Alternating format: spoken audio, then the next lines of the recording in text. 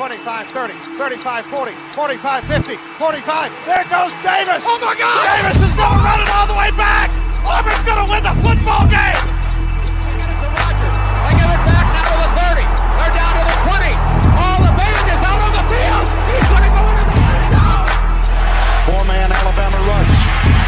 Got him. Oh, no, they didn't. Oh, my gracious. Yep. How about that?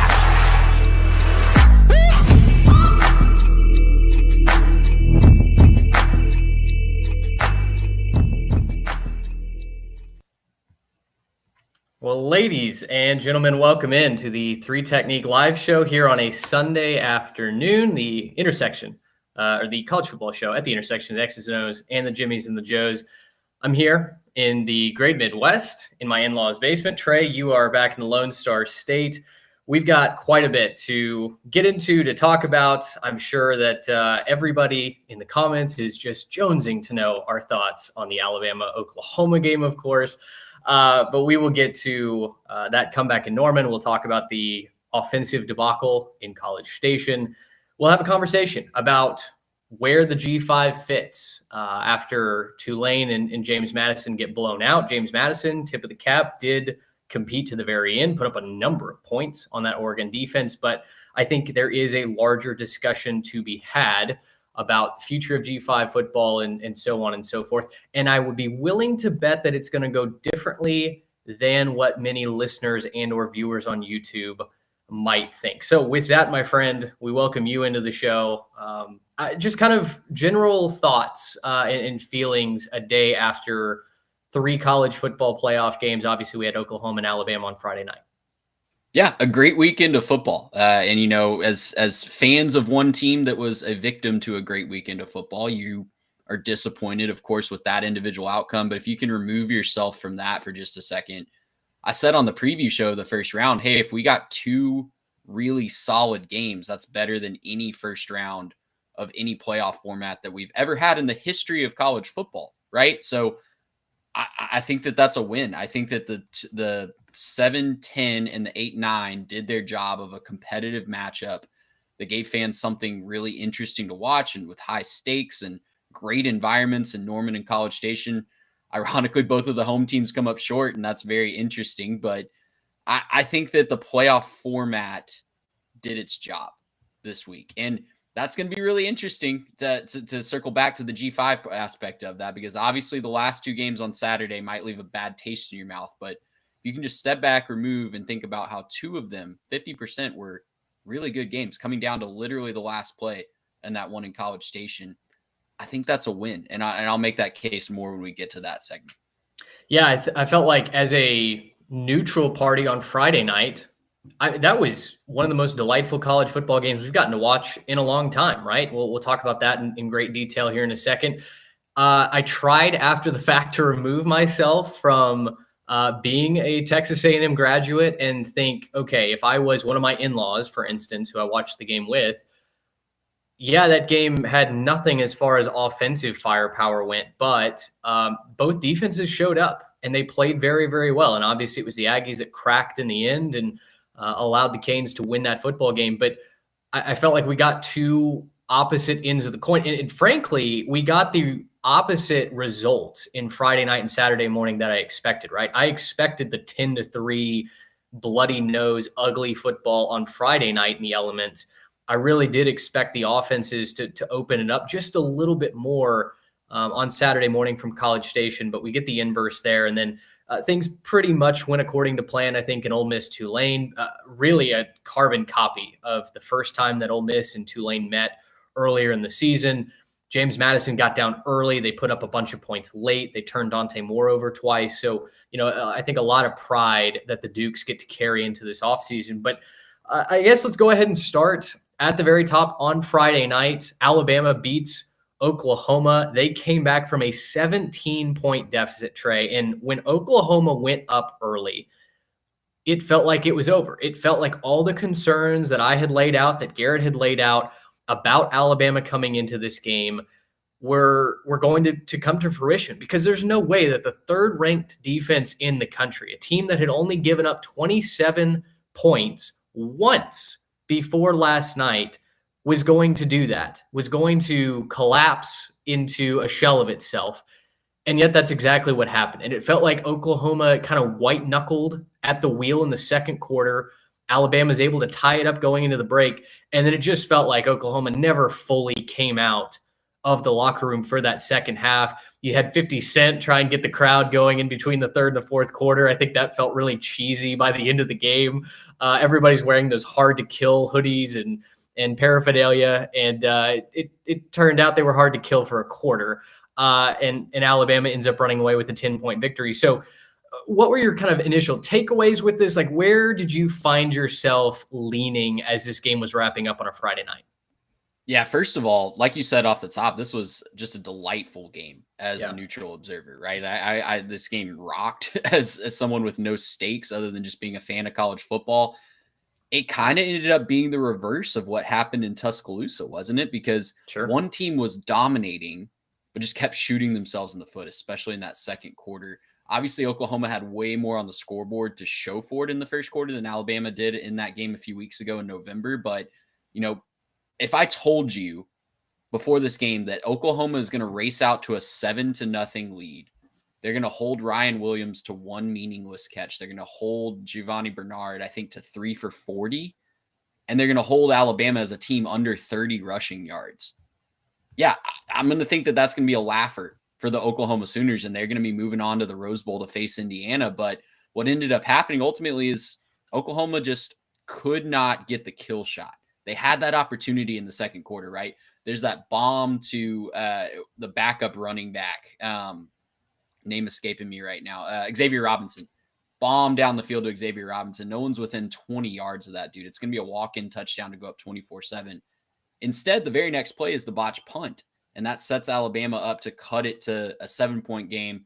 Then you have the pick 6 right before the half. So things spiraled very, very quickly for the Sooners. And credit Alabama, because Ryan Grubb and Ty Simpson early on, their heads were spinning, man. They could not they didn't get a first down until midway through the second quarter on that touchdown drive where they eventually cut it to 17-7. So their heads were spinning. Oklahoma was right there ready for the kill. They just couldn't get the kill shot to bury Alabama early. And man, you want to talk about just a consequential reversal, right? Not just for this game here where Alabama's going to continue their season.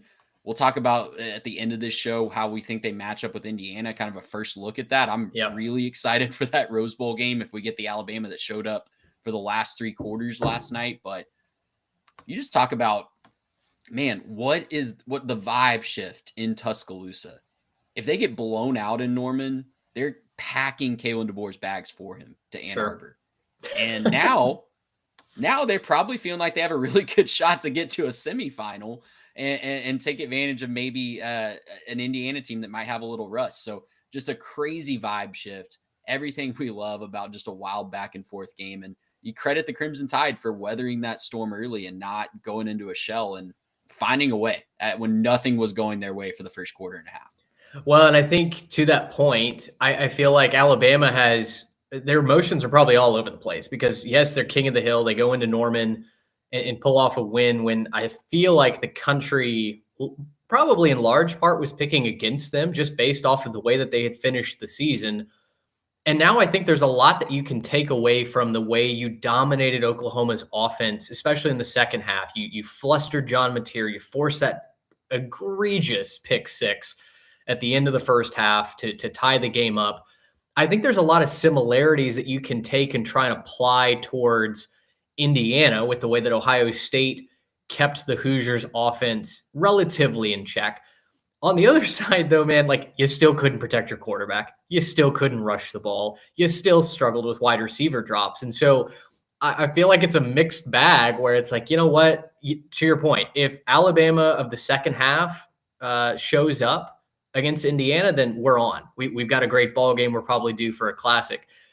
If Ty Simpson is running for his life and has no idea where to go with the football because the coverage is disguised like we had in that first quarter, Indiana might put up 40 on Alabama. We'll just have to wait and see. But I think that's going to be something that we get to break down in great detail, and it'll be a lot of fun to try and unravel what's exactly going to happen in that Rose Bowl game. Credit to Ty Simpson, though. I have to bring it back to him, because as that game started and I'm sitting on the couch watching, I really was kind of mentally writing the script that the fall of Ty Simpson, or really the roller coaster of Ty Simpson this year, was going to be one of the most intriguing storylines, I think, heading into 2026. And then he finishes the game with one of his more efficient passing performances. I read somewhere that this was like the most efficient passing performance he'd had since their win over Tennessee. He finishes 18 of 29, 232 yards, 2 touchdowns. Nothing flashy, not going to win you a Heisman, not going to make the highlight reel necessarily, but he stabilized the ship. And Ryan Grubb felt like he finally got Simpson in a rhythm, in a groove. They kind of compensated for the Oklahoma pass rush. They compensated for some really bad drops by their wide receivers. Once again, Jeremy Bernard got into the mix this time. Ryan Williams had another bad drop.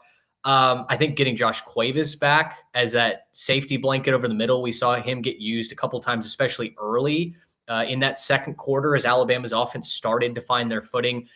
And that was when I started to believe that Alabama could not only win this game, which they obviously went on to do, but that they could compete with Indiana. I think it's just got to start with protecting Simpson and giving him a chance to throw the ball down the field. Yeah, and I think the thing that most people won't realize is, when everything was going wrong, even when he's getting sacked, even when he's taking the 10-yard losses, a 10-yard loss is better than fumbling the football or throwing it into traffic because you're panicking. He didn't have a turnover. And that's what kept Alabama in this game, even when nothing was going right. And Oklahoma's offense had found something against that Alabama defense, right? His steady presence held it down. And even 17 points, we've seen all time and time again, 17 points is nothing in college football if you can ready that ship, right? It teetered. Like I said, it was very close to being 24-7. And as weird as it sounds, 24-7 is different than 17-0 in the context of where that would have been in the game. But yeah, his ability to play smart football, and sometimes smart football is throwing it away, leaving it to fight another down, right? Sometimes smart football is taking the sack when nothing's there. When you compare to the quarterback performance in College Station that we'll get to in a second, really from both guys, Carson Beck and Marcel Reed, it shows why Ty Simpson is a leg above those guys all year long. And he had his dip. He didn't look good for much of the month of November, but this was the Ty Simpson that we saw in September and October that we were saying, hey, this guy might be the best quarterback in all of college football. This might be the guy that ultimately wins the Heisman Trophy this year. Those were the conversations we were having when Alabama was rolling in September and October. And if he can find that again, if Ryan Grubb and him can kind of get on the same wavelength again, the offensive line, Indiana's defensive line is very, very good. Are they as athletic and going to cause as many problems as Oklahoma? I don't know. It's going to be a really interesting matchup. And if Alabama can figure that out, build off of that momentum of the second half, I can't say enough how excited I am for that Rose Bowl game. Yeah, Alabama put up 34 points in this game, obviously 7 coming on the pick 6, but they did all that while only having 28 rushing yards. They lost 22 of it on 4 sacks and still battling with those drops. So again, if you're an Alabama fan, you went from the lowest of lows to the highest of highs, and seeing the resiliency, the fight that this team put forth, the adjustments that Kalen DeBoer and his staff made, those I think are just so critical at this time of the year when literally the game can turn on any single play. And I think for Oklahoma fans, as we switch over to the Sooners, I think they probably feel like the game might have essentially been lost on that pick 6. Even though you had given up 10 points unanswered, you go up 17-0, Alabama creeps their way back into it. You still had a chance to go add more before the half, right? Kind of quash the rebellion, remind Alabama that they are on the road in your house. This is Oklahoma football. This is what we're going to do. We've got the door open. Now we're going to slam it shut in your face. And instead, Kane Womack draws up a disguised Tampa 2 look. I don't know where the miscommunication was, if it was Mateer thinking the wide receiver was running an out or a hitch, if it was the wide receiver running the wrong route. But Alabama's defensive back reads Mateer's eyes, and the all 22 view of that is hilarious because Mateer is staring down the flat. There is no question about where he is throwing that ball, and the defensive back reads that, jumps the route. Wide receiver never even breaks stride. Wide receiver is going to the house, right, on a go route. And it felt like right there in that moment, Oklahoma realized that their game plan had gone out the window. And from that point, even though it was only tied, it felt like they were very much playing catch up. So where do you want to start with Oklahoma? Are you more disappointed in the performance of John Mateer, the running game, the way that the defense allowed Alabama to kind of find their stride in the second half? Are you disappointed in Brent Venables for not really ever adjusting to what was going on? I think there's the last thing you said is a very interesting thought, because you have a coach who is making his college football playoff debut. He has weathered the storm all season when their backs were against the wall. They've really played after their second loss to Ole Miss, it was probably 3 or 4 playoff games in a row where they had to go into Knoxville, into Tuscaloosa to keep their season alive. And you got to give him credit for that. You got to give him credit for getting there. I think when you look on paper, this is a team that we are not going to be. I don't think anybody outside of Norman was really making the case that they were a national championship contender in this field. Definitely had the chance to beat Alabama because they were at home and riding that defense. I guess I saw a few people saying that, hey, mate, this is the best defense in the playoff. Maybe that individual unit, you still got to find a way to score points. And it's just so interesting that they did find a way. And how many times do we see these underdog teams? I know this was an evenly matched. I think Oklahoma even was the favorite in the spread by the time this game kicked off. But from a program standpoint, I still think Oklahoma is considered an underdog to Alabama. These teams that are trying to break through, how many times do they race out to a lead?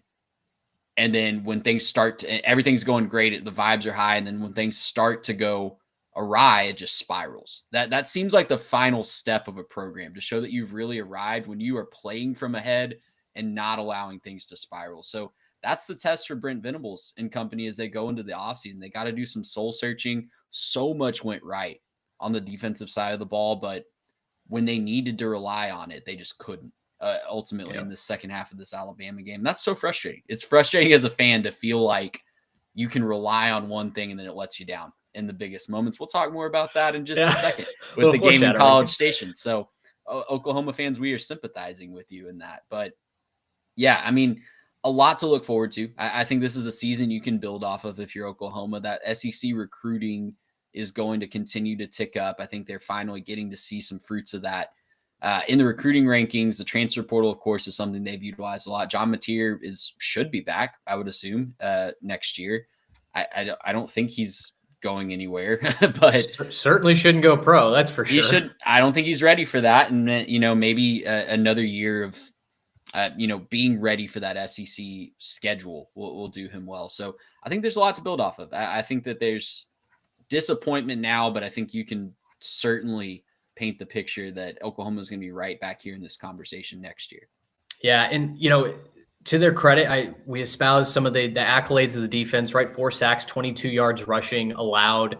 They held Alabama to just 2 of 12 on third down. Like, there's a lot of indicators that go, man, you had your chance to win. But crucially, one of the things, and I think really the item that sunk Oklahoma's ship the most was the big plays. And Alabama didn't have a lot of them, but it was the big play that kept those drives alive, that suddenly injected new life into the Tide. And Alabama was 55th in 20-plus yard plays. I think they were a little bit worse in 30-plus yard plays coming in to the game. So it was like if there was one area where you could squint and say, this is maybe how you get the Sooners, it was the big play over the top.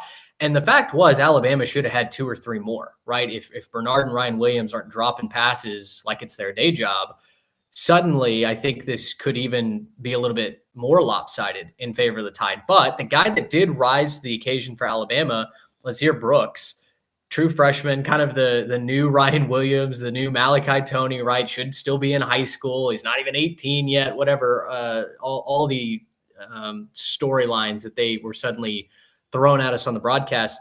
Brooks is a kid from the Northeast that I feel like a lot of people didn't really know who he was coming into this season. And he was their wide receiver 4 going into this game. Right. And that's what it takes. If you're going to make a playoff run, guys like that have to step up and make plays, right? Like we say Yeah. that in almost every sport. Yeah, and he was the guy that Oklahoma had no answer for. 7 catches for, I think, 79 yards and a couple of touchdowns that ultimately broke the Sooners back. So I think that's certainly one of the items that you identify on the Oklahoma side is what they've got to get cleaned up going into next year. For Alabama, a good time for Brooks to burst onto the national stage because, Bernard has been so good this year. Cuevas has been really good and seems like he's getting more healthy. But Ryan Williams, Horton, yeah. Isaiah Horton has been great. But with Ryan Williams looking like a Sun Belt wide receiver right now, you're gonna need somebody else to step up and threaten Indiana's secondary, right? Be another option for you. So very curious. His effort on that first touchdown Incredible. Is what wins playoff games, right? It's 4th down, nothing's going right. You can't kick a field goal there. He just pops up over the middle, catches the ball about the 6-yard line, drags a couple defenders. Short of the line to gain. Too. Short of the line to gain, exactly. And then eventually drags them into the end zone. So that's the effort you need from guys a little bit deeper on your depth chart. When they get their opportunity, that's what sets teams apart. And if you find something that's what can make you make a little Cinderella run here as a 9 seed. Yeah. All right. Well, I think we've danced around it long. We've stalled long enough. Yes, we have. We've talked about everything we can leading up to College Station. Let's talk about Miami's 10-3 victory over Texas A&M. And the rule going into this that I put in our show notes, we have to talk about Miami first. We have to talk about the victors of this game. So with that, I'll just kind of carte blanche send it over to you. The Canes defense dominates in this game. They find just enough on offense to move on to the Cotton Bowl now against Ohio State. What did you like from Miami? What did you see that they did right? And what kind of gives you some confidence that this team can compete with the Buckeyes on New Year's Eve? I think confidence is that key word. They were confident in what they had on the defensive side of the ball. And you go back to all the lead up to this game, you have an A&M offensive line. I'm sorry, I said A&M, but it ties into this point. You have an A&M offensive lineman who is basically saying that Ruben Bain is not going to be an issue for them. And Ruben Bain, basically, his response to that was, that's cute. Like, good for them. God bless them.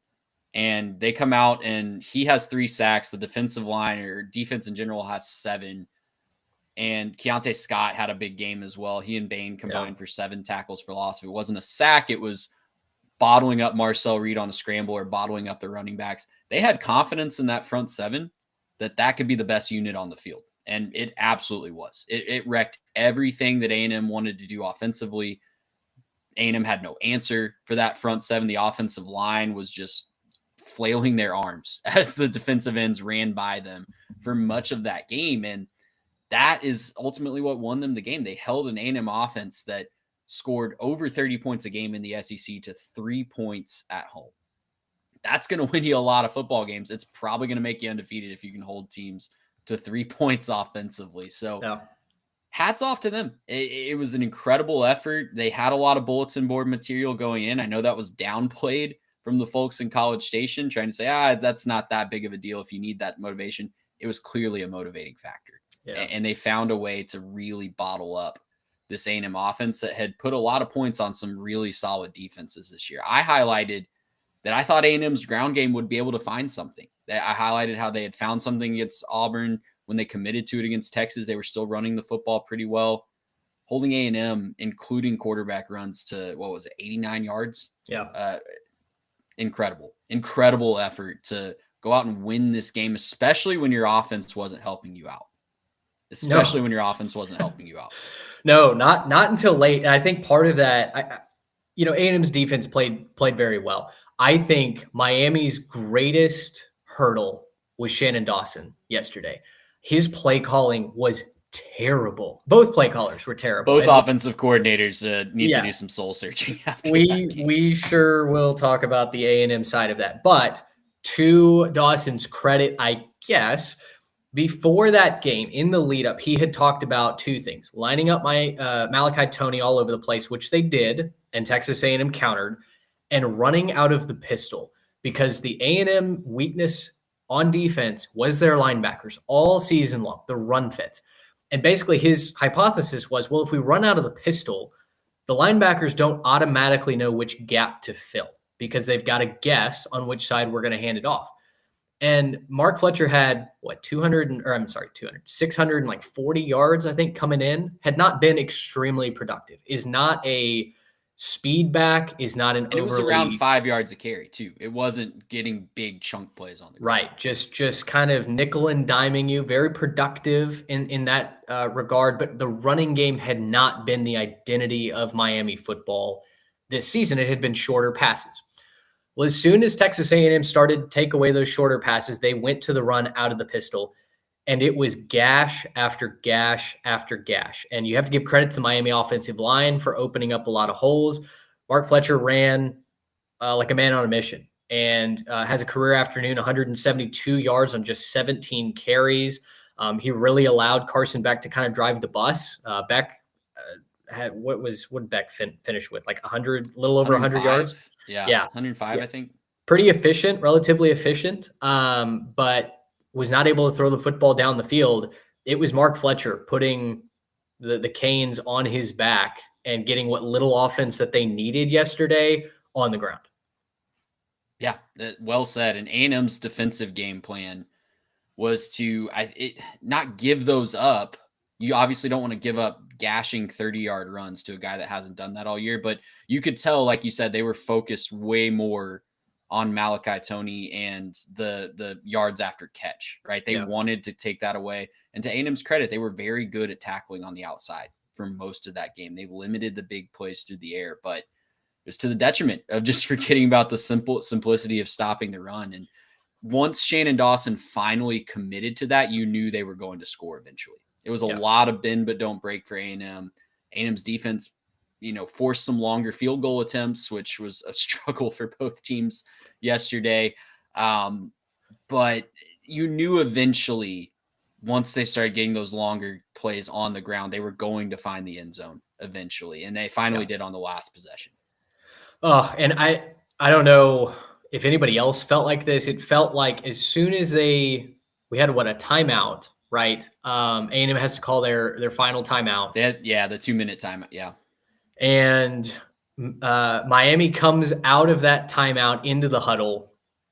And I already felt like there's no way it's 3rd and 5. There's no way they're just going to run this up the middle, right? They don't want to put themselves in a situation where they have to win this game 6-3 off the leg of a kicker who's already missed 3 field goals today.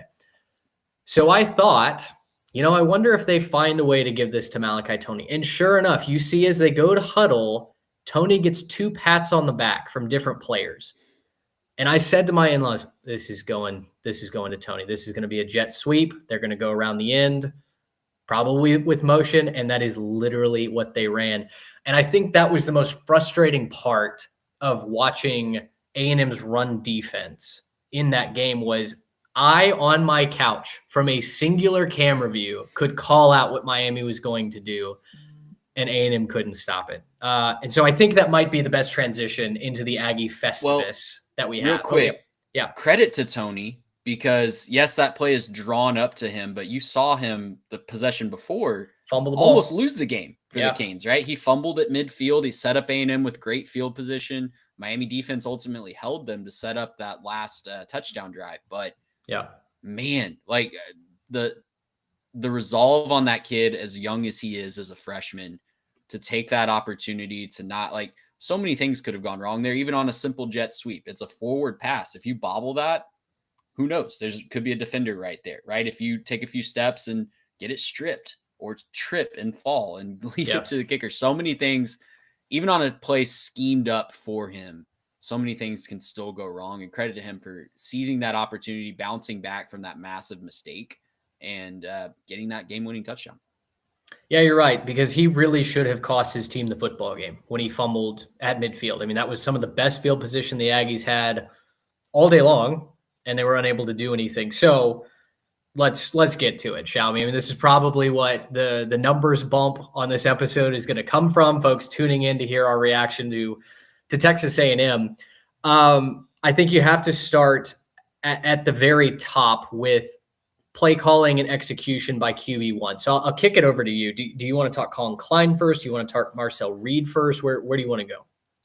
I think the more long-term thing is Marcel Reed. So we can start with Marcel. And it kind of goes together because it just really, you'd think on paper that Marcel Reed and Colin Klein are a great fit for one another. You see all the great things that Colin Klein did with running oriented quarterbacks. I don't want to say run first quarterbacks, but running oriented quarterbacks at Kansas State. You saw the issues when it was Connor Wigman last year, the obvious scheme fits. And then you've seen some highs with Marcel Reed, right? But the problem with Marcel Reed is whether it's a coaching thing, whether it's a lack of focus on his end, I don't know.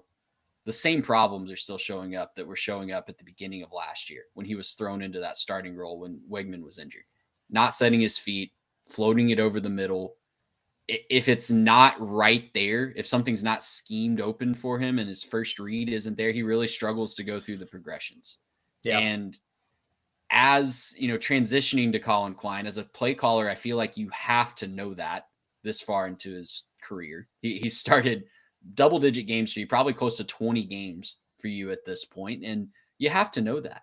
You have to know that that is what you have at quarterback, and you got to know that the guy is good at a lot of things. I don't want this to turn into a total Marcel Reed bashing session because he's a solid quarterback. His floor is very high. You've seen the high ceiling when things are working for him.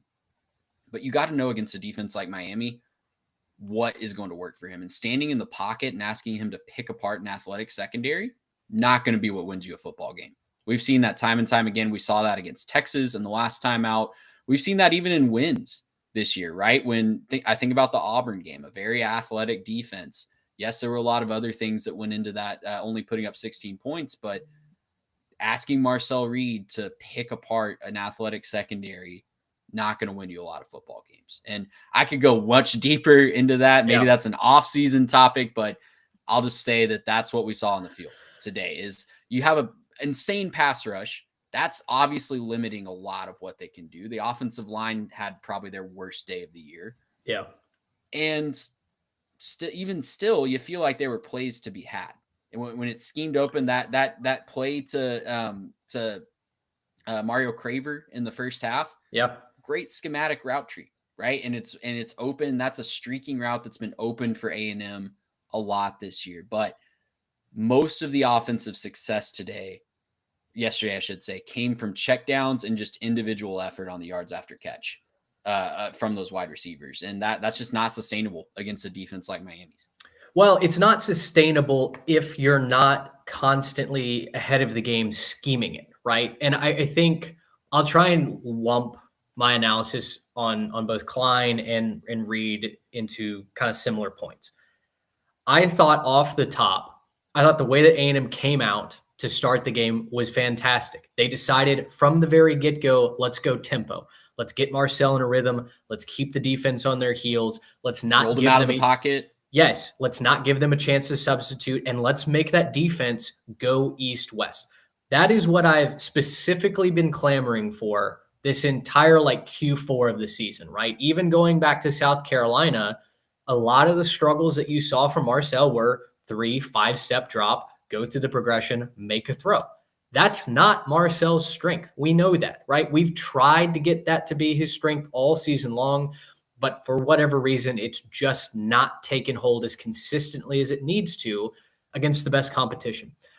So the first drive really should have had points. You found a way to kind of shoot yourself in the foot. Penalties were once again an issue. But you get down into their territory. You're not able to get inside field goal range on a very windy day. And so you don't get points. No matter, you get back into their territory on the second drive. You have a busted play. Marcel literally has a brain freeze, doesn't know what to do with the ball, kind of stands there for half a second, gets tracked down from behind, fumble, another missed opportunity. From that point, it felt like Colin Klein went, well, I'm out of tricks. I don't know what to do. And it felt like the commitment to the run, once again, was very iffy. Credit to Miami. They were stopping the inside zone. My issue was that was all Colin Klein tried. We didn't do read option. We did very few power reads. And when they did Trey, when they did decide, hey, power read, let's get the defense going east-west, defending outside zone, and then run up the middle, 5-6 yards a carry. We were moving the ball. Because when a defense is, I don't want to cut you off because you're on a roll, but when a defense as aggressive as Miami is and was yesterday, you have to use that against them. Yes. And they just called plays time and time again that were allowed Miami to be aggressive and tee off. They were not setting. It was a combination of Marcel Reed not executing when he did have things there, and Colin Klein just not putting him in a good place to succeed yesterday. And listen, I understand. I try to caveat this every single time. I am not sitting here saying, put me in that chair, I'll call a better game than Colin Klein. Never going to happen, right? Colin Klein has forgotten more about football than I will ever know or understand. But as an informed fan that is watching from, a similar broadcast angle as Colin Klein is, even a more limited view than Colin Klein is, I found it so frustrating to be able to call out and identify, here's what the defensive line is doing, here's how they're beating you, but here are the goals. Here are the opportunities that because they are coming off the edge, because Reuben Bain keeps going to an inside swim move every single time, here's what you do to counter it. And I just never saw Texas A&M adjust whatever the offensive game plan was yesterday to counter what Miami was throwing against them. Now, to Klein's credit, I'm not going to completely put this on him. Marcel Reed missed a number of wide open receivers, tight ends, receivers down the field. There was one, they ran a play action concept with a corner route from Mario Craver out of the slot. That might have gone to the end zone if Reed had just kept his eyes up. But to your point, as soon as pressure starts getting in his face, he breaks down. He gets happy feet. He starts looking at the pass rush. And we were even when there's time with that pressure, he really struggles. The next step, if he can do it, is staying in when there is pressure and not automatically assuming he has to speed things up. So, that was just kind of what frustrated me the most about that offensive approach. And again, I don't know if it was the inability to adjust, if it was the inability to execute on the adjustments. It just felt like there were so many opportunities that Texas A&M left on the table yesterday. As good as Miami was, like I said, if I can sit on my couch and go, that ball should have gone there, that should have gone there, here's what they're doing, here's how you're countering it, I think that's what makes it really, really frustrating for Texas A&M fans to shoot themselves in the foot over and over again. I mean, we haven't even talked about the kicking game. Like, all right, how do I say this politely? Randy Bond, you've tied the career record for points at Texas A&M. We wish you well. And I really hope that you have all the success in the world as an insurance salesman or whatever you go on to do. Jared Zirkle, man, I hope the Aggie ring and that diploma does you a world of good. But for them to be the best options that we had at kicker with championship football on the line, it's embarrassing, man. I mean, Randy Bond was the least accurate kicker in the SEC this year. Jared Zirkle pulled a Caden Davis? Yeah. From App State. He literally chunked a 20-yarder and kicked a ball so low that it would have been a line out to shortstop if we were across the street on the baseball diamond. Like all the headlines were like, Reuben Bain blocks a ball. I'm like, dude, I could have blocked that ball. I think was so low. Stomach. Yeah. So, I mean, listen, that's just a frustrated tangent that I think has been something we've dealt with all season long. Overall, if I could bring this train into the station, I think Texas A&M was so close to being a team that could legitimately compete for a national championship. The defense, outside of those run fits, was fantastic yesterday. They got pressure against Carson Beck. They limited any big plays from happening in the passing game, right? The most that Miami moved the ball consistently through the air right out of the break in the third quarter. They hit 2 big passing plays. That was kind of it. They had 65 yards the entire first half. They basically had a 65-yard drive to open up the third quarter. Other than that, I felt like the secondary and the defensive line played as good as we've seen them play all season long. They gave up 10 points at home to a top 10 team in the country, and they still lost a game. Like, I know the run fits were atrocious, but that cannot be on the defense. No, and especially when your offense is leaving you out to dry. The long run on the last, if anyone's going to make an argument that's on the defense, they're going to point to the long runs on the last drive. And I would just say that they had just forced a turnover to give the offense a chance to win the game. And the offense, I think, goes 3 and out. I don't think they got a first down on that possession. If they did, it was 1 first down and then 3 plays later we're punting. So yeah, I mean, you can't blame the defense when they only give up 10 points. Sure, there were missed field goals that I guess could have made that 19, but I think I would push back and say that they made big plays on at least 2 of those missed field goals to make it a more difficult field goal try on a windy day. So the defense did more than enough to win this game. And I think you're pointing all the fingers at the offense.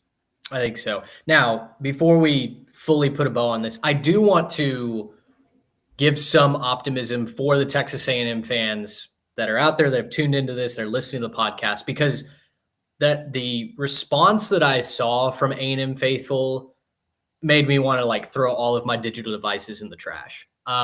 For everybody to pretend like this wasn't an overwhelmingly successful season. And I understand that this year felt like a buzzkill at the end, right? You lose to Texas, you lose the playoff game at home. But to pretend like Mike Elko is not just progressing this program in the right direction, but is actively setting new standards at Texas A&M is hilarious to me. And so, I couldn't be more thankful for what Elko has done this year, the work that he's put in, the program building that is going on behind the scenes, the recruiting that is happening. Nobody's talking about the new recruit that committed to Texas A&M during the game, mostly because we were locked in on a playoff game. But the Aggies continue to recruit at a very high level. It's clear that Elko has a vision and that he is executing that vision. And more importantly, that he's willing to make the adjustments in the staff and around the building to make that vision become a reality. Just a couple years ago, guys, we were missing bowl games, right? We had the highest paid coach in college football, and we weren't even making the postseason. In 2 years, Mike Elko has taken you from the borderline doormat in the SEC, certainly on the road, to 11-1, hosting a home playoff game with all kinds of aspirations of being an SEC championship game and to continue improving going forward. I mean, if you can't stop and smell the roses and take some joy out of that, then college football might not be for you. And so, I sit here, obviously a lot of disappointment for what happened yesterday. But boy, I'm so happy that we have the opportunity to be disappointed from a playoff game instead of going 5-7 or heck, even 8-4 last year.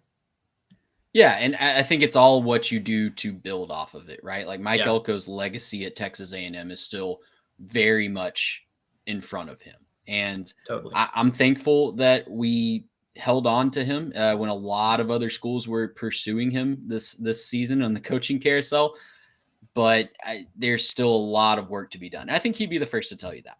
And it just like I said with Oklahoma, it's frustrating when what you count on all year does not show up when push comes to shove at the end of the year. A&M's offense has been great all season long. They scored combined 20 points against Texas and Miami at the end of the year. That's frustrating as heck. I get it. But I think there's a lot of positive signs to point to. Now, if you want to be a true championship contender, you got to get better at the quarterback position, either by Marcel himself improving or doing what several other schools have done when push comes to shove of a really good quarterback and pursuing a great quarterback. I don't think that's on the roster currently. It's certainly not a freshman coming in. You don't want to do that, but there's a conversation to be had. Like Marcel Reed needs to have a higher ceiling if we want to push for a championship. And that's all on his shoulders, frankly. Like if he takes steps like he did from last year to this year, you saw some progression. But the fear is that he has hit this ceiling that he cannot break through because we are still seeing a lot of the same mistakes we saw last year. So that's on him. It's really going to be on him this offseason. If he steps up and improves to more consistently hit his ceiling, then A&M could push for a championship again next year. If he can't, against a more difficult schedule, it's going to be really, really hard to foresee that or have confidence in it because the book might be out on how you beat him. But long-term, still excited about Elko. You're absolutely right. Going from 5 wins just a few seasons ago to 11 this year, no matter how the season ends, it's really encouraging. And hey, if we can go from November collapses to December collapse to January collapse to maybe now no collapse at all. Maybe we just build on that train, right? I like the way the graph is trending, right? We're not there, but a lot of promising returns for the shareholders, I think is how I view this. All right. Well, we appreciate you guys, the Jimmies and the Joes, coming on that catharsis train with us. If you've got thoughts on Miami, on Texas A&M, leave them in the comments at 3TechPod on social media. We'd love to have you join the conversation. Let's go to the other two games, and we're going to group these together. I think there's a more general discussion to be had, Trey. Ole Miss beats Tulane 41-10. Oregon beats James Madison 51-34. Neither result unexpected, right? We literally got a carbon copy, I think, of Ole Miss and Tulane round one. Oregon. Hey, Tulane did a little better. It was 45-10 the first time. They did. And you know what? Tulane moved the football. They did. They put up yards on Ole Miss's defense. The problem was they got stuffed every time they went for it on fourth down. They had, I think, 3 turnovers in that ball game as well. Just, you made way too many mistakes, right, to hang around and beat Ole Miss on their turf. But I think where we want to take this is two things. Number one, I want the positives from Ole Miss, Oregon. I want to know which of those two teams you think is more capable of winning a championship. And then I think there's a discussion to be had about the G5 and the future of the playoff. And I think what is ideal versus what's realistic, because I see a lot of complaining online, as is to be expected, right? The afternoon and evening games were not very entertaining. But I think just about everyone that I've seen, including the talking heads, is missing the mark or maybe even misleading college football fans. So we'll get to that in a second. Call that a teaser. Tell me which of these two teams, Ole Miss, Oregon, you were kind of more impressed with. Which of those two teams do you think has the battleship to go and win a championship? Man, I was fully prepared to say Oregon, but Ole Miss's offense looked really impressive. And their defense, like you said, bowing up on those fourth downs, regardless of competition, that was really, really impressive. And especially when you consider all the intangible off the field stuff. If they can focus in, if they can lock in, we've already seen them play Georgia close this season, right? Yep. And Georgia was able to squeak that one out at home. But I don't know. Can the offense exploit Georgia's weaknesses on defense once again? I think that's going to be a very exciting game in New Orleans. I'm still high on Oregon. I've been proven wrong on Oregon. No, of course, I didn't think that this would be a close game with James Madison, but I think Oregon has the dudes, especially if they continue to get reinforcements on in the wide receiver core. I know Evan Stewart, I don't think played. I don't think last so. night. He didn't register a stat, I know, but if they continue to get those guys back, that's going to be a really interesting matchup with Texas Tech, especially since Tech has not played a team the caliber of Oregon so far this year. So two very different second round matchups, a rematch versus a team that looks really good on paper, but really hasn't been tested to this level yet this year. I'm really excited to see both of those games. Yeah, I think that Oregon Texas Tech game, and I talked about this when we did our preview episode, just kind of setting the stage for the playoffs in general. I think that's going to be a fascinating matchup because it is good on good. Texas Tech is one of the best statistical defenses in the country that get after you in the passing attack. You can pressure more into some issues, some mistakes. Dante threw 2 more interceptions yesterday. Had an electric first half, and then maybe slowed down, petered off a little bit in the second half. Maybe a little lack of focus with the way the so. scoreboard was looking too. Yeah, I think so. But for Oregon, and again, James Madison, not the caliber of defense that Texas Tech is going to throw out against you, but Malik Benson, 119 yards. Jeremiah McClellan, 83 yards. You had Kenyon Sadiq get into the action, right? DeCorian Moore is back and healthy. Only made 1 catch, but he's another versatile weapon. You talk about Gary Bryant Jr. being able to come back. And then Evan Stewart might be ready to go for this New Year's Eve game as well, or New Year's Day game, I should say. Yeah, New Year's Day. And the Red Raiders are going to have their work cut out for them. They have not played a wide receiver core, a quarterback the caliber of Dante Moore. The offensive line has gotten better for the Ducks as the season has gone along. It's going to be a fascinating matchup, and I can't wait to see that. I think Oregon's defense is also likely one of the best, if not the best, most athletic, certainly, that the Red Raiders will have played this year. So I think that one in the full preview is going to be, that might be our longest full preview. I think that's the closest game on paper. I think Vegas agrees as well. I think Oregon is currently 1.5-point favorites. Last I checked for the Orange Bowl. So, the other spreads are all at least a touchdown. So Vegas tends to agree with that. But Ole Miss, not to sweep them under the rug either. It was clear that they were focused and ready to go. Now, can they replicate that on the road on New Year's Day at night in what's a pseudo home game for the Georgia Bulldogs? We'll see. Yeah, I'm right there with you. I think it's hard to beat a team twice in the case of Georgia over Ole Miss. Obviously, that wasn't a problem with Ole Miss over Tulane, but you saw that kind of play out in Alabama, Oklahoma this week. So very interesting. Very excited to see all 4 of these quarterfinal games. I think that for all the wailing and gnashing of teeth of blowouts in the first round, and maybe this can transition to our secondary conversation on these games. Quarterfinal round, man, is shaping up to be one for the ages. I'm really excited for it. Should be a fantastic weekend. Again, that's New Year's Eve, New Year's Day. But you're right. Let's transition over to the group of 5 discussion. And Trey, I'll pose a question to you here. When you think of the discourse that you've seen online with James Madison, Tulane, the group of 5 in general, what's the first complaint that you think of? I'm tired of the whining.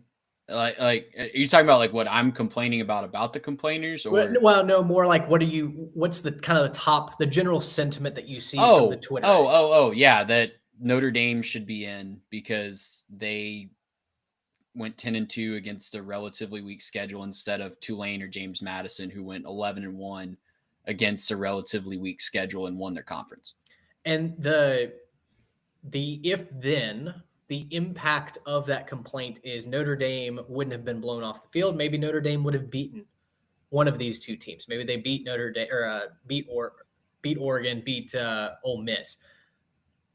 But to me, that logic is flawed because, and I think Josh Pate has put out something about this, that he is anti G5, not because he believes that they're going to get blown out, or that's his argument, but that he believes that their strength of schedule, that essentially they're playing a different sport. They haven't earned their way into the playoff. And I'll say this, I agree with him in principle, given the current setup.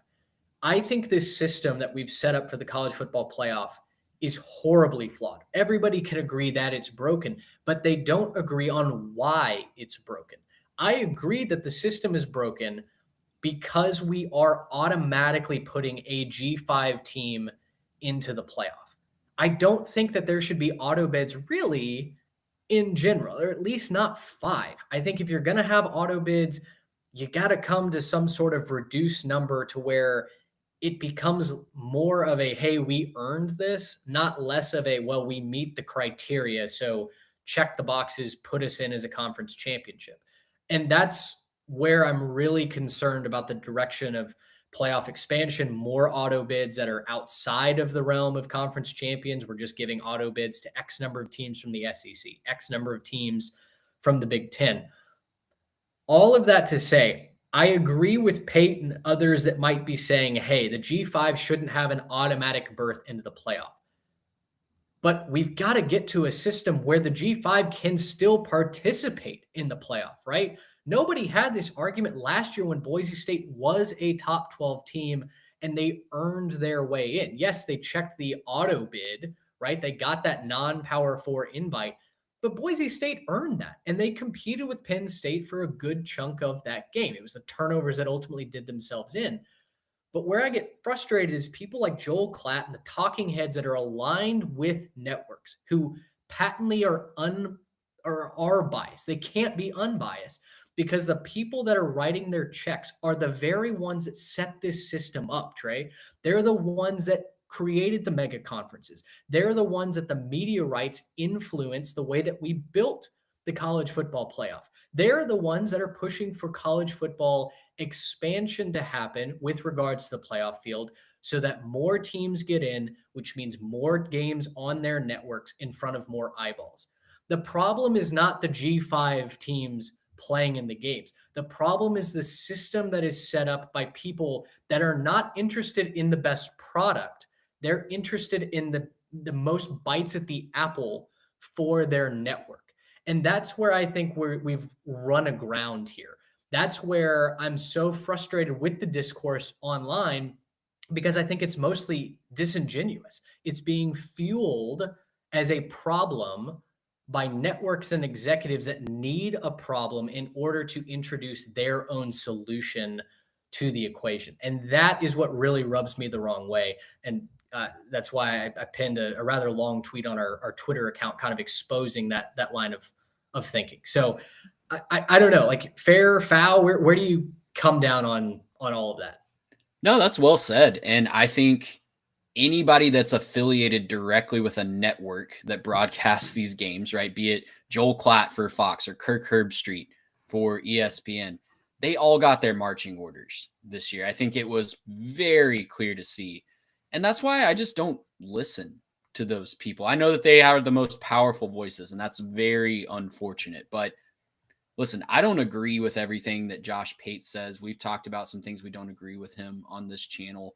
I know you and I listen to other independent podcasts like The Solid Verbal and, our friends at Always Talking Ball, Walk on Red Shirts, our little community, so many other ones that I could list out, right?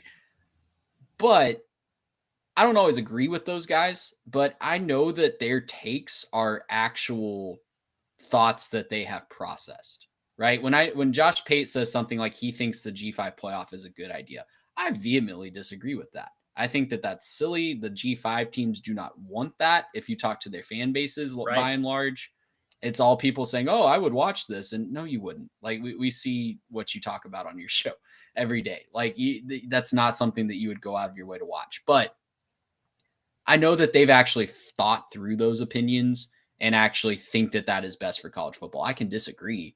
But when someone like Joel Klatt says it, I know it's obviously just shilling for his network. And that's so annoying that those are the power brokers. But that's a meta issue that I don't know how we solve, quite frankly, Mitch. What I do want to talk about with the G5 representation in the playoff is, one, they need representation.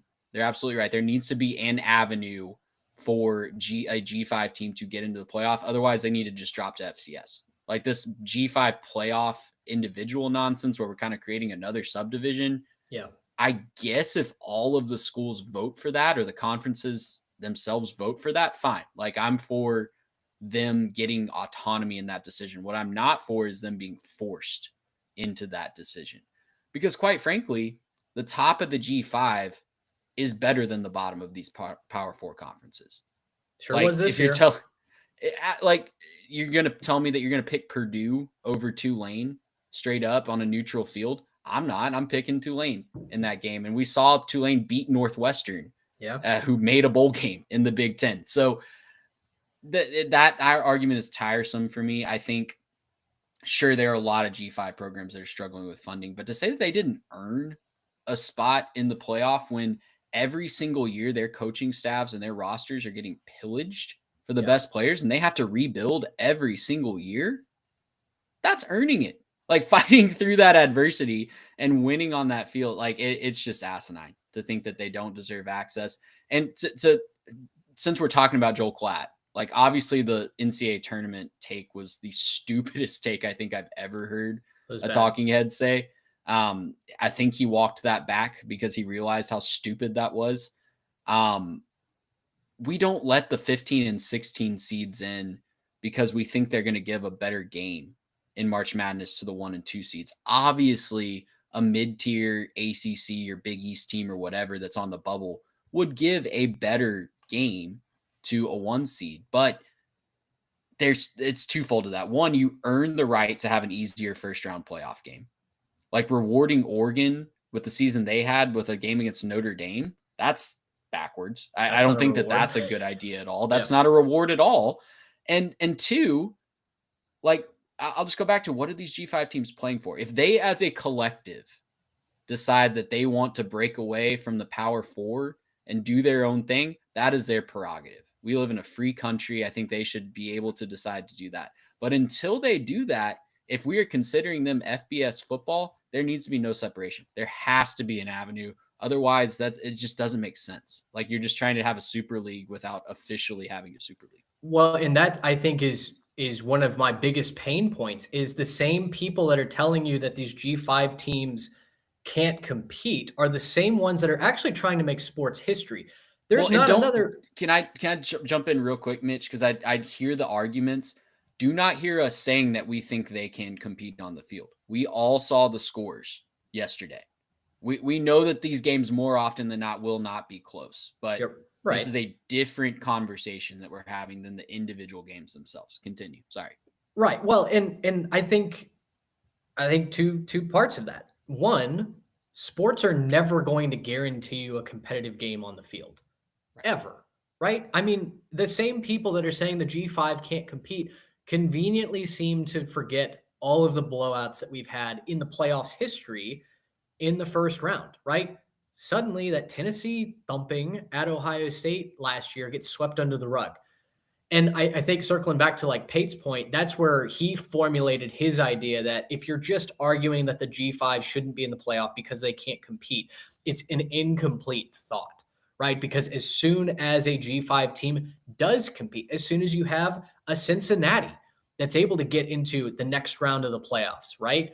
Suddenly your entire thesis falls apart. That's built on the sand. If you want to try and build it on more sturdy foundation, sure, go the strength of schedule route, go the conference route, what have you.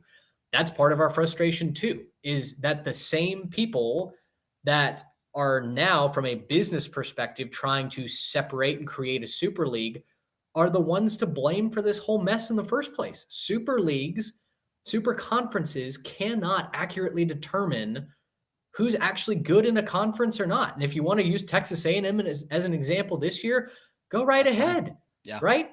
They did. All of their wins did end up coming against the bottom half of the SEC. That's not how it looked in the preseason, right? We thought LSU was going to be great. We thought Florida was coming off of a 9-win campaign last year.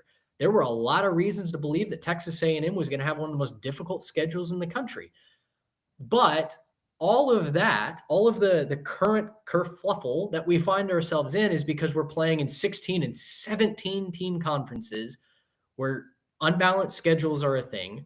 Regionality is dead. We have no accurate way to really take the best teams in different parts of the country and then offer them up into a playoff to get those competitive schedules, right? So that premise is broken. But you cannot separate the G5 from the rest of the college football landscape and convince me that that's going to create a better product. You would be doing something that no other sporting league does, right? The MLB, the NFL, the NCAA tournament. Nobody just ignores part of the league and says, yeah, well, you can play in the regular season, but then you don't get any sort of payoff. You actually have your own playoff. That's asinine. That makes no sense. Yeah. Well, if we're pretending that they're part of the same division, again, if they want to break off and have like a mid tier between FBS and FCS or go to the FCS, that's their prerogative. Like, right. But we actually talk to fans of those programs online and in person, and none of them want that. Right. All of them want to be, in the top level of college football, even if it is competing for one or a maximum of 2 spots every year in the college football playoff. So I'll just say this, Mitch, what I think people forget when they're criticizing the 12-team format, and this goes back to your point about super conferences and networks pulling strings behind the scenes, right? This idea was originally pitched when the Pac-12 existed. Yeah. It was 12 teams with 6 auto bids to the top 6 conference champions. And that was assuming that the Power 5 at the time and one G5 team would get into the playoff. Obviously, it wasn't locked in. We saw that with the ACC this year, that the champion doesn't automatically get in. But back then, it sounds crazy to say back then, it was like 2 years ago, we had more sense of regionality. We had, the potential for a champion from the Pac-12, like an Oregon or a Washington at that time, to get into the playoff. And they would have actually won their conference by playing a vast majority of that conference and get in. It would have made a lot more sense. So yeah, the super conferences are the big problem. No one wants to talk about that. The networks want to throw the G5 under the bus and say, look at this evil that is being led into the college football playoff. And that's why you don't get bangers every single game. But it's really the super conferences. And who's to blame for that? The networks that did not want to keep the Pac-12 alive. And, there's a whole nother story in that. But yeah, I think the idea that just because we remove the G5, if we somehow did that we'd get every game would be great. It's so untrue. Yeah. And I can show you the BCS national championship game when we had a 2-team playoff in 2012. Notre Dame was undefeated. Of course, they're going to be in that 2-team playoff, and they lost by like 40 points to Alabama. Yeah. Yeah, if you're trying to jerry-rig a system that gives you a competitive football game in every single instance, you're never going to find it, right? Short of rigging the actual game and turning into the WWE, you can't right. do that. Exactly. Games are not played on paper. And so, again, I think the logical fallacies in my mind, the short-sighted nature that so many of these arguments are rooted in, I just feel like they're not coming from a place of reality. They're dreaming of an ideal situation where, yeah, every game is a 3-point game and all the big brands are constantly in it, but also there's a rotation of those big brands because as soon as there's a dynasty, we all complain. It just feels like a lot of half-baked thoughts. Also, a lot of, like you mentioned, marching orders. Let's call it what it is. Probably corruption at the highest levels, and that in the transfer portal as well. This uncapped transfer as many times as you want. The TJ Finley rule. That's preventing these G5 teams from stockpiling talent to any sort of meaningful degree. So the whole system really is set up for failure. I think everybody knows that, but because there's so much money invested in the current product and the executives will go into a conference room with a chart that shows viewership going up towards the right hand part of the graph, they'll convince the boardroom that this game has never been healthier, that the product has never been better, and will continue to lengthen commercial times and expand the playoff to get as many dollars as we can. Yeah, and those boardrooms are made up with people that do not like sports. They are media people. But the last thing I'll say on this, Mitch, is from the very top, from the ESPN and Foxes down to the 3 Technique and even just Jimmy's and Joe's at home, we are very good at reacting and analyzing after the fact of individual football games, right? Are we good at predicting football games? Like, just honestly. Are you and I better than average at predicting if a team is going to be good in the preseason or win a game? Probably. Like I think we are. But the reason there's billion-dollar resorts in Las Vegas is because as a whole, even the best of us are not good at telling you exactly what's going to happen on the field. And I'll circle back and say, I remember an article, I think it was on 3, maybe it was 247 or The Athletic a couple years ago. And they do this every now and then, right? Where what programs can actually win a national championship. And they'll list you like the top half of the SEC, the top half of the Big Ten, and then maybe 1 or 2 scattered around the country and give you a list of like 10 to 12, maybe 15 teams that they say can actually win a national championship. Do you think Indiana's ever been listed in one of those articles? I would bet not. I would bet not. And I bet we can find the receipts, even going into this year, of anyone saying that Indiana could win a national championship. It just goes back to your point. Games are not played on paper.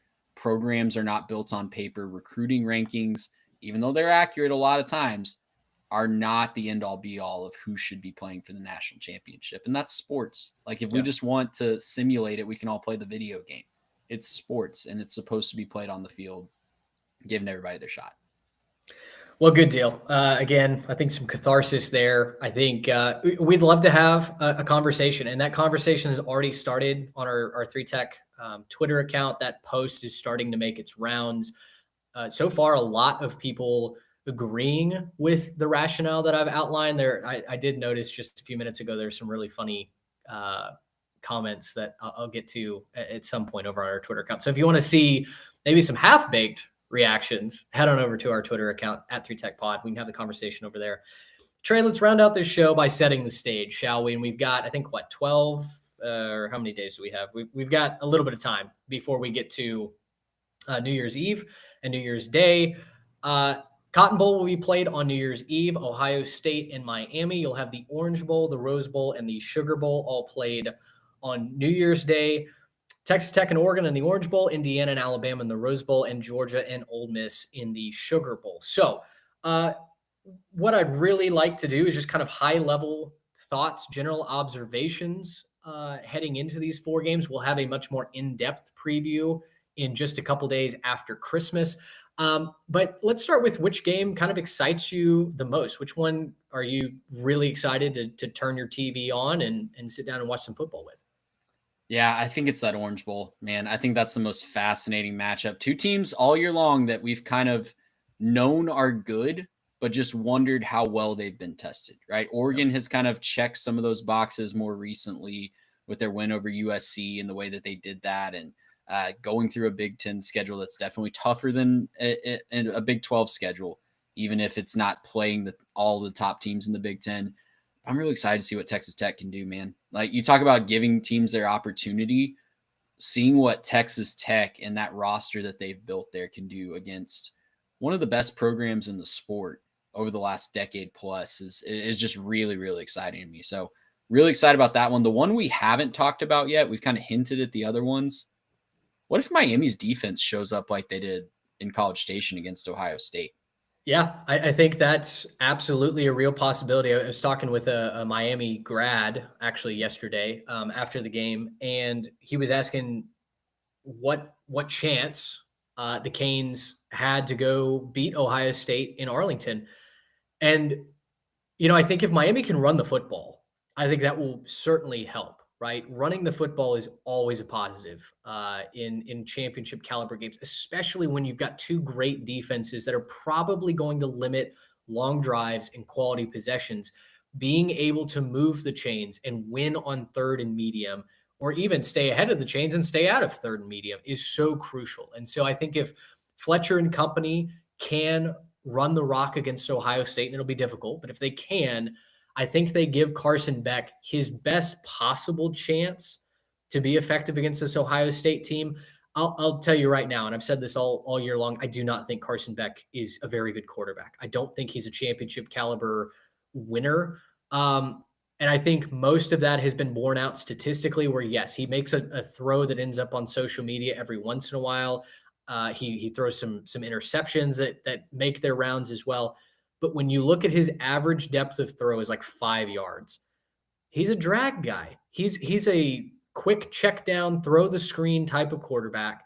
And if a defense is going to make him sit in the pocket and throw the football down the field, he tried to do that a couple of different times against A&M yesterday on open throws. He had a wide receiver that had beaten a DB deep, and the throws were in a different zip code from that wide receiver. So running the ball has to be the key for Miami. Conversely, on that defensive line, Indiana got after Julian Sant, and they made him very uncomfortable in that Big Ten game. If they can do the same, and if they can control the edge, I don't see why Miami could not turn the game in College Station around and duplicate it in Arlington against the Buckeyes.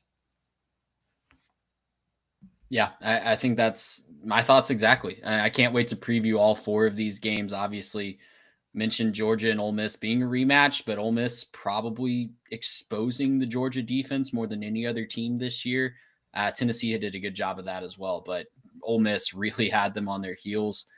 And then Indiana, Alabama, the new bloods versus the blue bloods. I love that matchup just for all the storylines there. And like I said, when we were breaking down Alabama, Oklahoma, if Alabama, the second half team or second half of the second quarter on team shows up, that is going to be a hell of a game. That's going to maybe break some preconceived notions about that side of the bracket. What do you think about the rest versus rust kind of debate, right? Because last year we saw all 4 of the byes went 0-4, right? And it was different because of who got those byes, correct. Right? Like you had a Boise State team getting that bye. You had a Big 12 champion Arizona State that was playing an SEC runner-up in Texas. But yeah, I mean, it's really going to be put to the test this year because the big one that I'll point to that kind of busts that narrative is the Oregon-Ohio State game. in the Rose Bowl last year. Yeah. Oregon was dominant all year last year, 13-0, winning the Big Ten, very similar to what Indiana is doing. And then they roll into the Rose Bowl against a team that kind of found their offensive stride again in the first round and wasn't pretty for the Ducks last year. So it's that narrative is going to be put to the test this year, because obviously the collective team ability of the four teams that got a bye this year is much better than last year. I think they're playing better teams too. I think like an Alabama that finds their stride is really dangerous for Indiana. I think Ole Miss obviously proved that they're dangerous for Georgia already this year. Tech is better than any team that probably got a bye last year, short of Oregon. I think that's really exciting.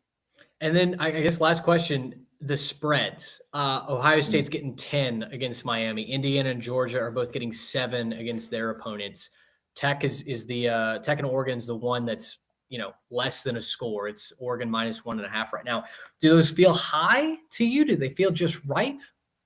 No, I think Georgia and Indiana being about a touchdown favorite feels about right. I don't want to pick on Ohio State. I know Joe's going to text me after he listens to this and says that I'm just joining Garrett in Ohio State hatred, but it's all love. Ohio State has not beaten a team the quality of Miami by 10 points this year. Right. I think that's a fair thing to say. So that feels a little high to me. I would have assumed that was around the 8.5 point range, especially since the computers do really love Miami, and the computers were validated yesterday in College Station. So yeah, that's the only one that kind of raised my eyebrows a little bit. Yeah. I think we are in line for some really high quality football. And I do hope that it turns out to be more rest than rust, because if we are able, and for like a team like Texas Tech, I think the rest is much needed, right? Baron Morton, we know he's kind of made out of paper mache. Love him, love what he does when he's healthy, but he needs to be fully charged up for that game. I think we're in line to get 4 very, very good games. And I think that while there are some matchup, disparities and weaknesses that we'll talk about on our full preview show after Christmas, I think that the margins are thinner than they've been in quite some time. And I do think that this is simultaneously, I think this is the best case scenario for the 12-team playoff. I think it's also maybe the best case for why we should have just gone right to 8 teams and not bypass that on the road to 12. But that's a different discussion for a different day. Any final thoughts before we get out of here on this Sunday afternoon? Bummed again that our team lost. Sure. You hate when your team is the victim of college football, but it was a good day for college football yesterday. I'm really excited for the next round. Excited to celebrate Christmas, take a little break with the family, and we'll be right back right after that to preview this next round of games. Well, perfect, guys. Thanks so much for hanging out with us on YouTube, on Twitter, the live stream, or if you're listening to this podcast on your way to in-laws, family for Christmas. We wish you guys a Merry Christmas. We will not have another podcast episode until officially after Christmas. You can make sure for sure to pay attention to our Substack or Twitter account. We've got bowl games that are rolling right along. We've got a preview for every single one of these bowl games. So if that's your thing, definitely head on over to our Substack, check out our article. We're putting out the previews on Twitter as well at 3TechPod. So hope you join us for that. For Trey Reeves, I'm Mitch Mason. Thanks so much for hanging out with us. Until next time, so long, everybody.